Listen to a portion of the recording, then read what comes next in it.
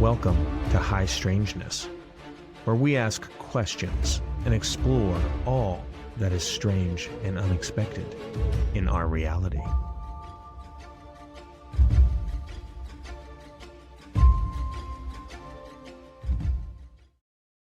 Welcome to High Strangeness. I'm Tony, and Merry almost Christmas to all of you out there.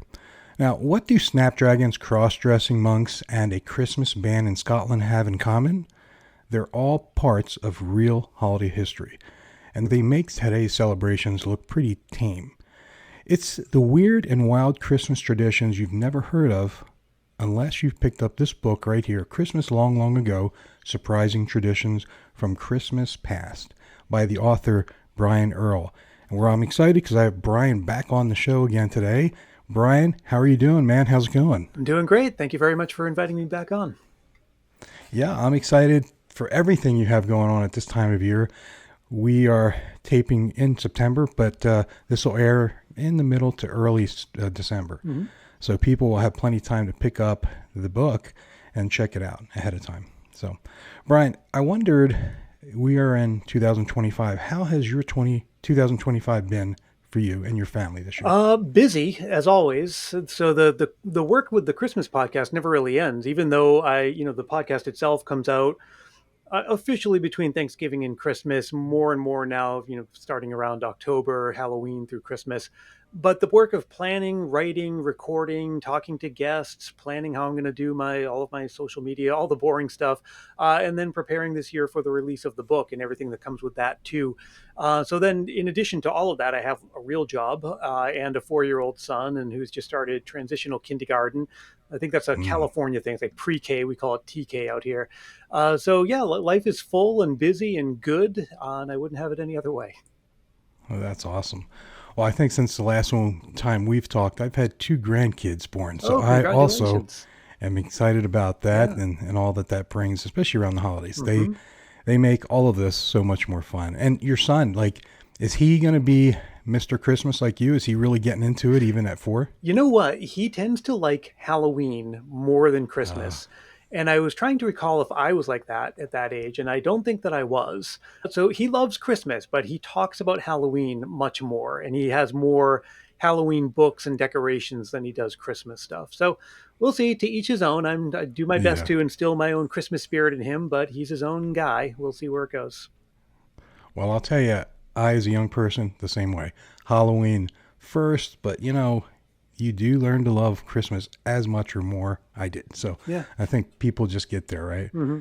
They just kind of grow into it. So like I was mentioning a minute ago, we are taping in September. And so, this was important for me to grab you early before everything gets crazy, right? We were talking a little bit before we aired here, and you were saying that right off the start in September, it's getting crazy.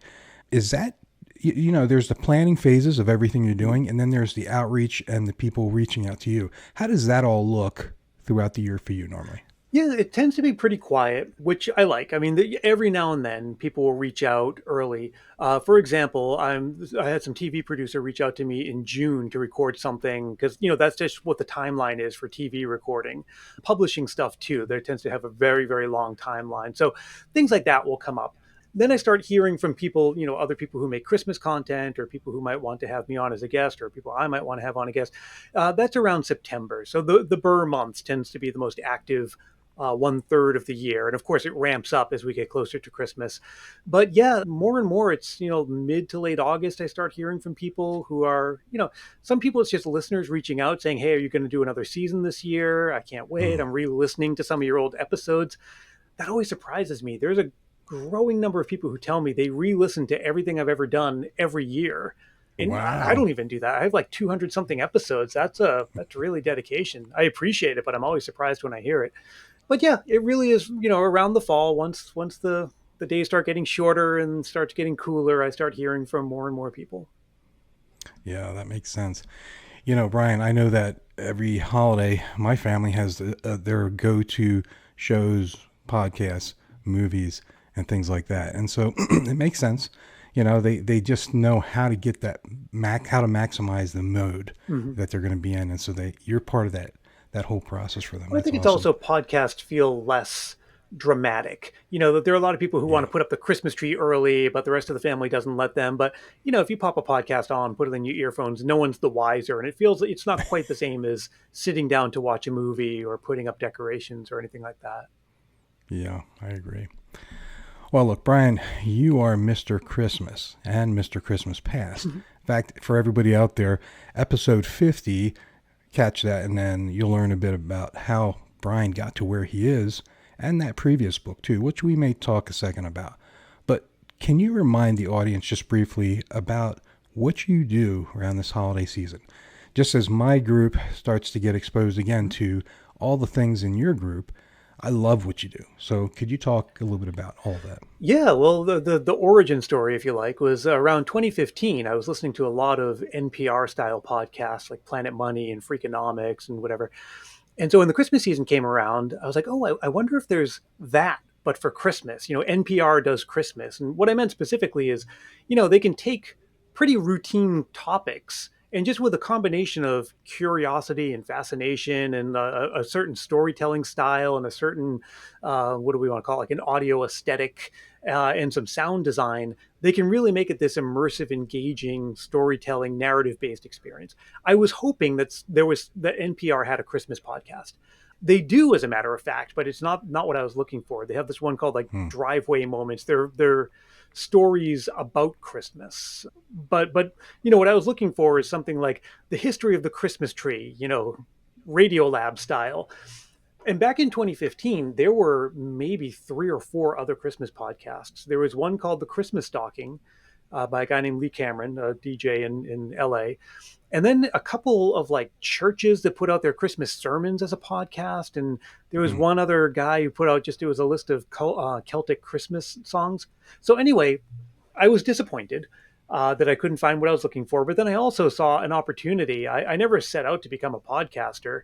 I just said to myself, I can't be the only one who would like something like this. And I was kind of looking for a new creative outlet. And so I said, I'm going to go for it. That first year, I said, okay, if I can get anyone outside of my friends and family to listen, I'll think that I'm onto something and maybe do it again the year after that. And so the first couple seasons, it was just like, okay, maybe I'll do one more season. Maybe I'll do one more season. But then it just pretty quickly snowballed, no pun intended there, but just to the point where it became almost a second career where, book publishers and TV producers came knocking, wanting to kind of take this a stage further. And so it really has become something like a second career, which is nice, but it's also something that, keeps me quite busy year round. Yeah. That's exciting. Yeah, I love that. And so for folks out there, there's the website, the podcast, and these other interactions that you have. When somebody looks at your website, there's quite a few things on there. What would you point to and say, hey, check this out? You're reminding me now that I need to update my website. I used to every year give it just a design refresh of one kind or another, and it's been a couple of years since I've done that. I mean, the site itself, honestly, I don't make a big deal of. It's not its own thing. People don't come there and spend time. It's really just where I make announcements about my book. I have a little blog there where, if I'm doing a book signing or just if something exciting happens, I'll write a little blog post. And it's where all of my episodes are archived. I mean, I think for a lot of people, that's where they discover me. I mean, if you Google Christmas podcasts, my site is going to be one of the first things that comes up. So, it's kind of a all-purpose depot for where all my stuff goes and where people can discover me. I love that. I do remember last year we were talking about, and I did look at it a little bit, the Christmas memories, like that thing that you have going on with all that. Can you talk about that? I really think that's pretty cool. Yeah, that was one of the first creative decisions I made around the podcast, is that what I wanted to hear from people talking about their Christmas memories. I think that's one of the fascinating things about Christmas is you go over someone else's house and, they make this treat or they have this little tradition and you get these little sneak previews into other people's lives.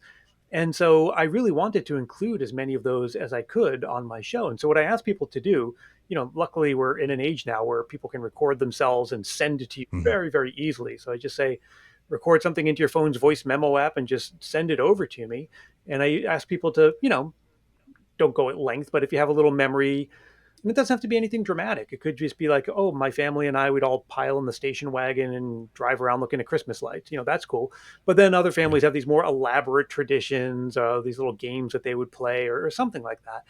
But every episode, or rather many of my episodes, will conclude with one of those. It's just kind of like a little glimpse into someone else's Christmas. I don't know, maybe give you an idea of how you might want to try something new Yeah. yourself, or just to kind of see Yeah. how other people do the same thing that you do.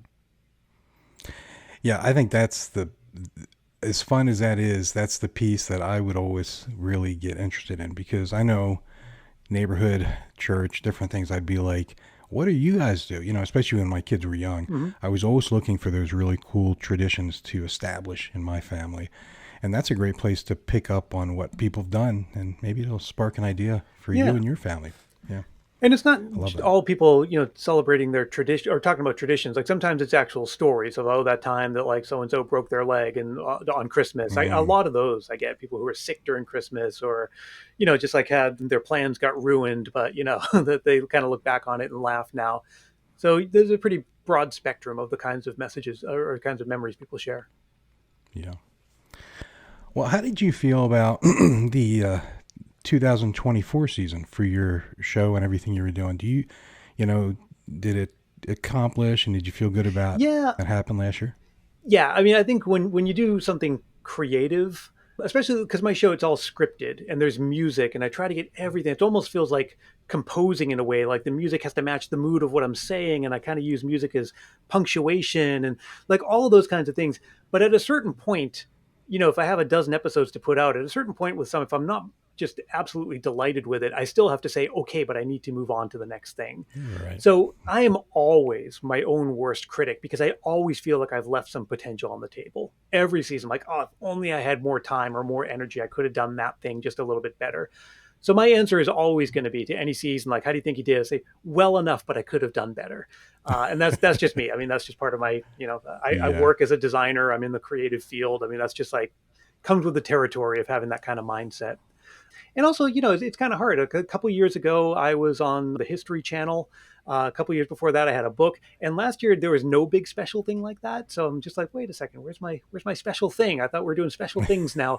So it was a good season. I gave it my all. But this year again, I have the book coming out, the full season. I'm doing something different this season, content wise. It's kind of a switch up. And yeah, there's a TV thing that I can't talk about yet, but it'll come out sometime this year. That's awesome. And that'll be on your website if Yeah, whenever that sure. gets. Yeah, that's great. Yeah, I mean, I can say this to the listeners out there. Like when we met last year and we talked, I was able to spend some time looking at some of your episodes and stuff. And I love what you do. I mean, it is really, like you were saying, with the music and just the feel and everything. I think it almost reminds me of a throwback to the old radio days, Mm. right? Where like stories were done and people would sit there around the radio. I just envision this, big box radio. People are sitting there listening to the stories. It kind of reminds me of a throwback to that. And how cool is that? I'll tell you, it's Well, awesome. thanks. I'm glad to hear you say that. I mean, that's actually part of the aesthetic I was going for, because I grew up listening to the radio, like in a lot of different ways too. I think most people now like broadcast radio is something you have on in the car, but we would sit around listening to it. There were audio dramas. I mean, I'm not that old for that. I remember the golden age of radio, but a lot of them would be rebroadcast. And there's a lot of great Christmas ones too, like the Cinnamon Bear, which I've actually talked about on my show. So think like that was a big part of my experience of Christmas is, listening to carols in the car, or even sometimes just hearing the DJ talk or hearing Christmas commercials, as weird as it sounds, is like part of something that can get you into the spirit. And so I have a really fond relationship with radio, pardon me, as an idea. And I Mhm. sign off every one of my episodes as saying that Christmas Past is produced in California by yours truly, Brian Earl. That yours truly is me nodding to one of my favorite radio dramas, yours truly, Johnny Dollar, which was this radio detective show where this guy would be hired as a freelance insurance investigator, and every episode he's making out his expense report, which he would then sign at the end of the episode, submitted yours truly, Johnny Dollar. So actually I have a Nice. lot of little like wink and a nod. If you know what to look for, you'll recognize it, kind of references that I hide in my episodes just to amuse myself, that are all kind of references to some of the stuff I love about the radio. I love that. That's cool. Yeah, people will have to listen for some of those and try to see if they can pick up what they are. That's pretty cool. Yeah. Well, Brian, your book, Christmas Past, Mm-hmm. and then you have The Christmas Long, Long Ago. Yeah. Right, which is the newer book. I've had a chance to read both of those, but how would you describe those two books to the audience? Like, I think they're both awesome, should be read, but how would you describe the two of them? Well, Christmas Past, my first book, was really these 25 short chapters, each of which describes the origin story behind a Christmas tradition. In a way, it was just my podcast in book form with enhancements, right? We wanted to use some design and some visual elements and all of that, but largely it was just a different way of consuming the content that I put out on my podcast. So, and it was meant to be very visual, meant to be like displayed on the coffee table, given as a gift, things like that. Of Christmases Long, Long Ago is a different direction where I really wanted to explore Christmas traditions that have come and gone, ones from the past that we don't celebrate anymore. And I say this often in interviews that the Christmas we celebrate today and the traditions that we observe is just this kind of curated collection of traditions throughout history. It's by no means the complete set, right? I mean, it just couldn't be, because Christmas has been a concept since the 4th century. And you have to think, like, just times have changed and people have changed and things have come and gone. We can't just keep piling on traditions to the point where, I mean, you wouldn't be able to make sense of things. So, Yeah. Christmas in the distant past looked really, really, really different from the version we know today. But how different? I mean, like, what are we talking about specifically? And that's what this book goes into. Yeah, I remember as I read through it, I was going, really? That happened? Like 100 times, right? So only 2 questions, I think. I want people to pick this up so they can enjoy that like I did. But 2 questions about this book really is all that I have at this point, which is the first one: who was the Lord of Misrule, and why was he such a central figure in medieval Christmas times? Yeah, so the Lord of Misrule is, think of like a court jester-like figure, someone who, would dress up in a very visually arresting style of costume and would come to festivities and would basically be the master of ceremonies, the person who kind of like got people riled up, would tell jokes, would kind of encourage people to drink, might play games where, if you lose, you have to do like some kind of funny, almost truth or dare kind of thing. And this was a big part of Christmas celebrations during medieval times. And the Lord of Misrule would be something like if, like a university was celebrating Christmas, there would be a Lord of Misrule for the university. If you were from a wealthy household, you might have your own Lord of Misrule. There are even reports of, 2 wealthy households coming to the same Christmas party, each bringing their own Lord of Misrule, and then they would sort of joust it out and actually either amplify the misruliness of it all. But, this is so many of our Christmas traditions, you might even say all of our Christmas traditions, are really just continuations of things that existed elsewhere in culture.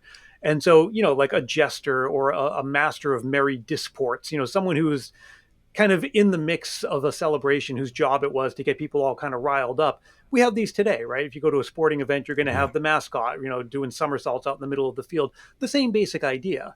But for some reason, we don't have that at Christmas anymore. It used to be kind of an important figure in that.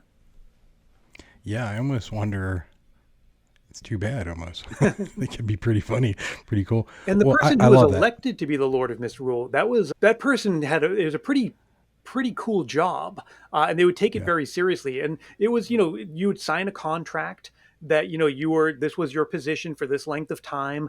And that person would usually, of their own expense, buy things, like party supplies, what we'd now call party supplies, and just do all this planning. It wasn't just some drunk guy in a costume who would show up to events and make noise. It was like a pretty serious and pretty involved role.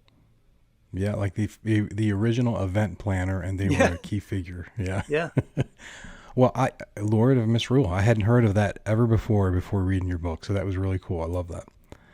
And then my second question is also something that I think I'd heard, but I wasn't sure until I read your book, and that is the story behind Scotland banning Christmas for like 400 years, huh? Yes. Can you talk about that for a minute? They were the only officially Christian nation that ever banned Christmas.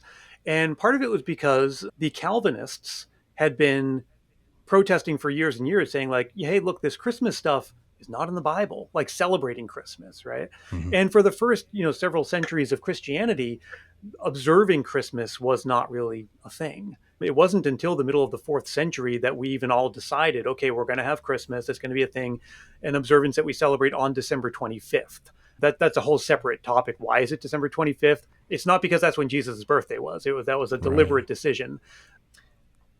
But so that was the Calvinist position of like, this stuff is just not in the Bible. It shouldn't really be part of our lifestyle. We want to ban Christmas. And then, what was it, the 16th century or so, they had gained enough influence that they were now sitting in Parliament and decided to actually ban Christmas. The thing is, we've seen similar bans in Russia under Stalin, where, you can't keep a good thing down, right? So there Right. was no Christmas in Scotland, but there was Hogmanay, which is the New Year's celebration, which people could celebrate and say, oh, we're not celebrating Christmas, but wink, wink. Yes, of course, we're actually celebrating Christmas. Again, like when Christmas was banned in Russia, they had New Year's celebrations. And I talk about this in the book too, with this figure called Ded Moroz, who's kind of like this winter wizard, Father Christmassy kind of figure from folklore, who then sort of got woven into those celebrations and basically became Russian Santa Claus. He's still Yeah. around, by the way. I love that. Yeah, there you go, people. Just a couple of things right there just to whet your appetite because, I mean, for me, I didn't know these two items, and there are many other things also in the book like that Mhm. too. Really cool. So, if you could bring back one of these wild traditions from Christmas past, which would it be and why, Brian? Let's see. There are a lot that I'm tempted to say I think it should come back, but in a way they kind of already have. So one of the things that people used to do, especially in Victorian times, was sit around the fire telling ghost stories. And that's, you think of the most famous Christmas ghost story being A Christmas Carol, but it wasn't the only Christmas ghost story. It wasn't even the only one that Dickens wrote. He wrote several Christmas ghost stories, including like the Chimes and the what are the other ones? I forget. There are 5 Christmas books that he wrote. Hmm. But there is a whole rich publishing history of short stories published in magazines and special collections that were published right around Christmas time, but they were ghost stories.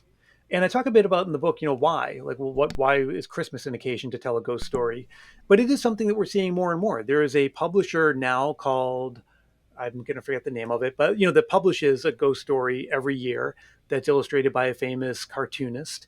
But it's something that, I don't know, there's such an interest in the spooky. There always is, fantasy Yeah. books and things like that tend to always be popular. You'd imagine something like that would, I don't know, there'd be an appetite for it when it comes to Christmas, because there's also an appetite for Christmas horror movies, like, those Krampus and The Fright Before Right. Christmas and Black Christmas. Like, we like those kinds of things. But I think the tradition of sitting around the fire trying to tell each other spooky stories on Christmas Eve, I'd love to see that come back. Yeah, that would be fun. Okay, so this next question, I'm gonna just start off with just kind of sharing a little bit of what happens at my house, Mm-hmm. and then it'll extend into the question. Love the holidays here, and my wife and I have always worked together to decide how we were gonna do things. Mm-hmm. And sometimes, there was some conflict in what she thought should happen versus what I thought should happen in terms of decoration and stuff like that. Over the years, we've determined that she does inside, I take care of outside the house. And sometimes those themes don't match the way they should. So we're working through that. I'm curious, Christmas, you love it. It's your thing, right? Mm-hmm. Like, what does Christmas look like at the Earl home? Is it, more nostalgic, more modern? And who takes on what role in your house and family? It's definitely more nostalgic. I mean, a lot of the decorations that I have are the ones that I grew up with. Like, my mom gave them to me when I moved out of the house. And, it's really changed, since we've moved. We used to live in Massachusetts in a huge house. We live now in California in like a smaller house. Now that we have a 4-year-old, that has affected it too. Not only in terms of just what we have room for, what I have the energy to like put up and maintain, or, Mm-hmm. things like that. The first couple years, we didn't want to put up a big tree because my son would try to climb it. So, we're still figuring it out in this latest chapter of my life. I think a lot of people ask me, oh, are you one of those guys that has this huge lawn display and all these Christmas lights? And because you're so into Christmas, you must be one of those guys. And I'm just not. I mean, I Right. always say like that's one way of expressing your Christmas spirit, but Right. I don't think there is this sort of direct correlation where the more Christmas spirit you have, the crazier your displays are. I think that's just a separate separate quality that some people have. But no, it's pretty. Even my office, which yeah, you can't see. If those listening, if you see behind me, there's a little bit of Christmas, but uh, I don't want to have it be Christmas all the time because then it's just too much of a good thing. So I think a lot of our Yes. Christmas decorations are more things that are just like vaguely suggestive of Christmas, like kind of like wintry and cozy, and not outright Christmassy. Because I grew up in the Yeah. 70s and 80s, I'll always have an affection for those blow mold things like that, and a slight amount of tackiness, but just ever so slight, like a nostalgic amount of tackiness. But I cringe at a lot of the modern stuff, and it's not a judgment. I mean, the people, if that's what's right for you, that's what's right for you. But there's a lot of like the modern aesthetic, the stuff you see on Instagram. It's just not for me. Yeah. Yeah. It's crazy. It's like for Halloween, and I hate this. I hate the blow ups. Mhm. I hate the blow ups for Halloween, but we have them, that we did this last year just because we're doing it in combination with some other neighbors, but it's not my vibe at all. I Mhm. like some of the older things. And I'm like you, those older molds, I miss them. Yeah. I mean, they're really, really cool, and they just bring a cool feeling, maybe just for me and people like us, right? But Mhm. yeah, it's pretty cool. Yeah, I thought I'd ask that question. I mean, I figured that very same thing. Like, people make the jump that because you love a holiday that all of a sudden you're probably this or that. So I thought it was cool since you are as close to Mr. Christmas as I've had on the show. Yeah. So, It's funny the yeah. questions people, they say, oh, you must have a closet full of those ugly sweaters. Oh, nope, I hate those. I'm happy to see those go away. I don't watch the Hallmark Channel movies. I mean, I get that, Yeah. that's what, ugly sweaters and Hallmark Channel movies and crazy light displays, like that's what Christmas is to some people, and more power to you. But that's just one version of things, and it isn't mine.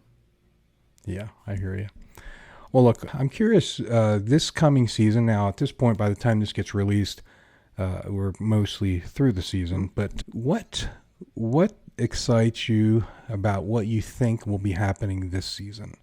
And, if you're going to, this won't release to the second week of December Yeah. in case something happens in October that you don't want people to know, they won't know at this point. No, it's just this is the 10th season of the show. I have a new book coming out, and I wanted to do something a little different this year, just to stretch out creatively, to keep myself engaged and stimulated. And so what I would normally do for the episodes that I call my core episodes, the one that come out between Thanksgiving and Christmas, is again, it's like that NPR treatment of Christmas tradition. So I'll take a Christmas tradition, I'll find the most, authoritative figure that is willing to do an interview with me, and then sort of cut it up into clips and style it like an NPR news piece and put in a Christmas memory. This year, it's a totally different vibe where I'm not doing that. I'm telling true historical stories about Christmas. So, like events that happened having something to do with Christmas or during the Christmas season itself, but that is just me narrating them. So the vibe Mhm. is exactly the same.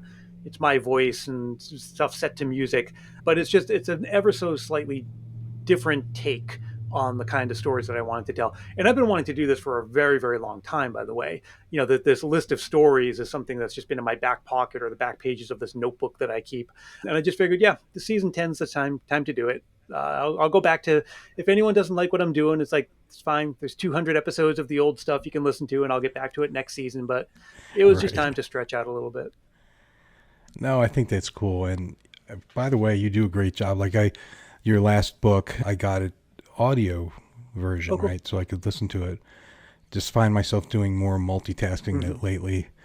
So those books work where I can get through more of them. You do a great job. I mean, you narrated it, so Yeah. you do a great job Thank you. on that side of it. But so that's cool. I'm going to be looking forward to checking out this change for this season just to see how it goes.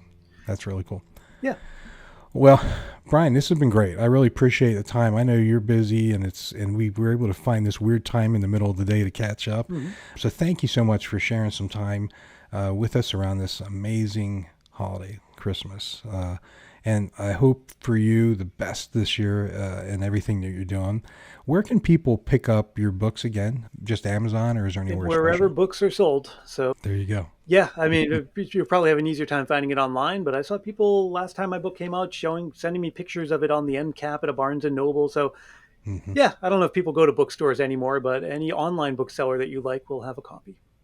Yeah. Hard copy, uh, audio, or Hmm. electronic. So you can get it either way. And that's the cool thing, people. You have time to get it in before the end of the month or before Christmas at this point. And I think I got through your book in just a couple days, this last one. So it was good. It was entertaining, and it didn't take me a month to read it. So that was Right. good. So And each of the chapters is self-contained. So it's the kind of thing you put it on your coffee table, you pick it up, you read one piece, and you can come back to it later. yeah. And give us your website again one more time for everybody. It's ChristmasPastPodcast.com. Awesome. Well, Brian, as we wrap up here, is there anything you wanted to say to people out there just about anything coming up or anything like that, or just keep your eyes on what's happening and see how it Yeah, I goes? think all I will say is Merry Christmas. There you go. Well, awesome. If you want to learn more about Brian and how he got to this point in his path through all things, as well as his first book, please check out episode number 50. You can right here or here, wherever I decide to put that link. And then, Brian, I hope you and your family have an amazing Christmas. And thank you. And for all of you out there, have an incredible Christmas month and stay safe. And as always, take care and talk to you soon. Thank you for listening to High Strangeness. This was a glance at some of the strange that exists in our reality.